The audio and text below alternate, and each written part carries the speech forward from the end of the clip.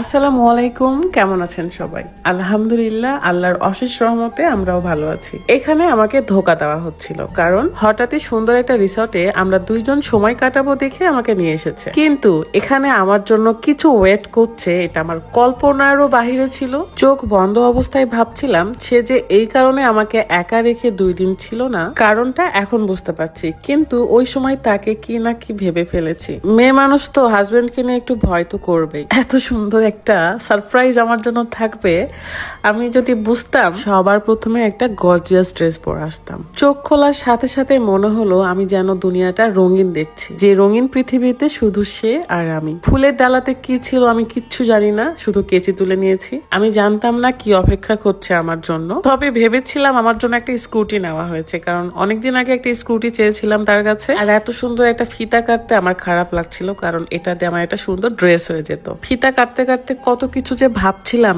আল্লাহই জানে ভেতরে কি আছে, আমি কি দেখে সারপ্রাইজ হব। আমি যেন আমার চোখকে বিশ্বাস করতে পারছি না, আমার স্পর্শটাকে বিশ্বাস করতে পারছি না, খুশিটাকে থামিয়ে রাখতে পারছি না। মাজদা MX-5, ওয়াও, মাশাআল্লাহ মাশাআল্লাহ মাশাআল্লাহ, আলহামদুলিল্লাহ। আল্লাহ আমার হাজবেন্ডকে অনেক অনেক দিন বাঁচিয়ে রাখুক, দীর্ঘজীবী করুক। এই মানুষটার সাথে পরিচয় না হলে আমি এত সুখের মুখ দেখতেই পারতাম না।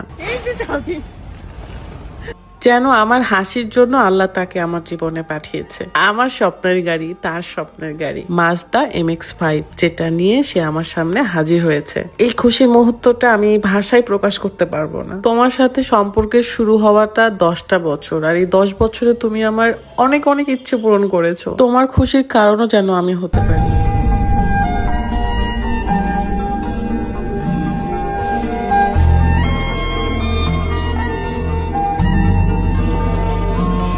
আমি এত এক্সাইটেড যে আমার কি বলতে হবে, কি করতে হবে আমি বুঝতে পারছি না। শুধু এটা জানি আমার সামনে একটা স্বপ্ন দাঁড়িয়ে আছে। মনে হচ্ছে আমি ঘুমের মধ্যে স্বপ্নই দেখছি। মনে হচ্ছিল ঘুমটা যেন না ভাঙে, এই স্বপ্নটা যেন শেষ না হয়।